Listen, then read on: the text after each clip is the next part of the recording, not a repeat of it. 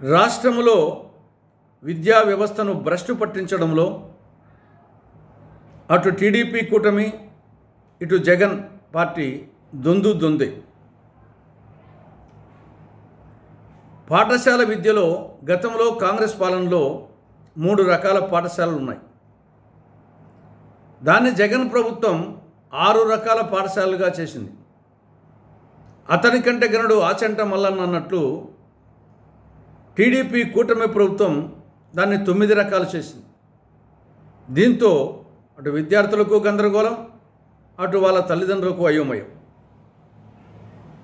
రెండవ అంశం, పాఠశాల విద్యలో తెలుగు మాధ్యమాన్ని రద్దు చేస్తూ గతంలో జగన్ ప్రభుత్వం జీవో 85 జారీ చేసింది.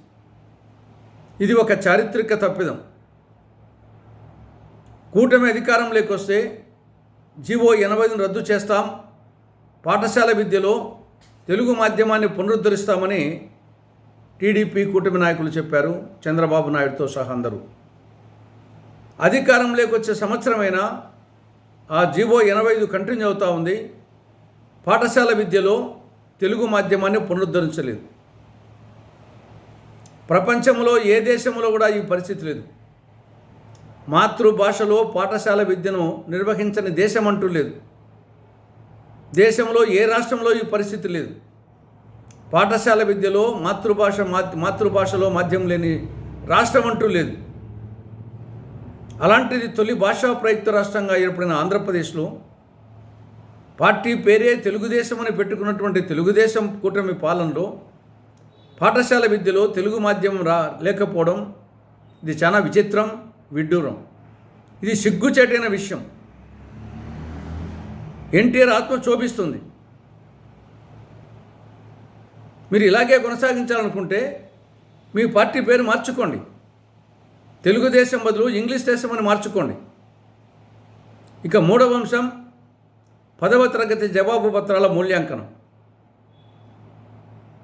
ఇందులో కూటమి ప్రభుత్వం ఘోరంగా వైఫల్యం చెందింది.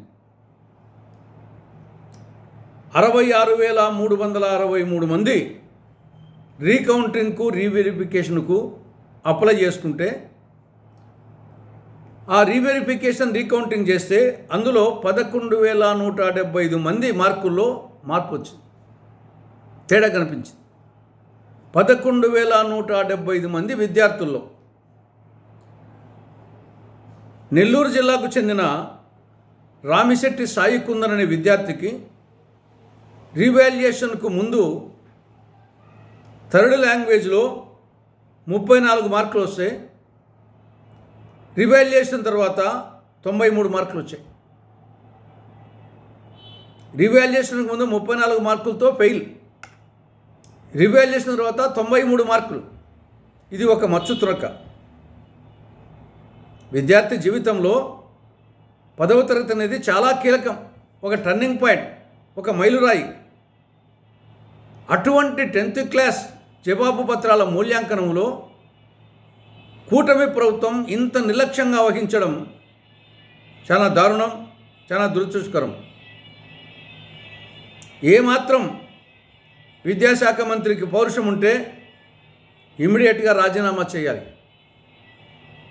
లేదా ముఖ్యమంత్రి విద్యాశాఖ మంత్రిని బర్తరఫ్ చేయాలి, లేకుంటే ఆయన శాఖన్నా మార్చాలి.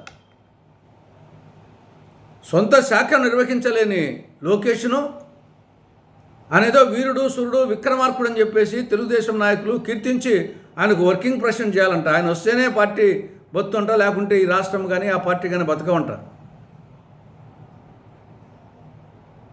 కాబట్టి ఓవరాల్గా కూటమి ప్రభుత్వము, విద్యాశాఖ మంత్రి అట్టర్ ఫెయిల్యూర్ అయినారు. ఇప్పటికైనా విద్యాశాఖ మంత్రి రాజీనామా చేయాలి, లేకుంటే ముఖ్యమంత్రి ఆయన శాఖన్న మార్చాలి, ఆయన మంత్రి పదవి నుండి బర్తరఫ్ చేయాలి.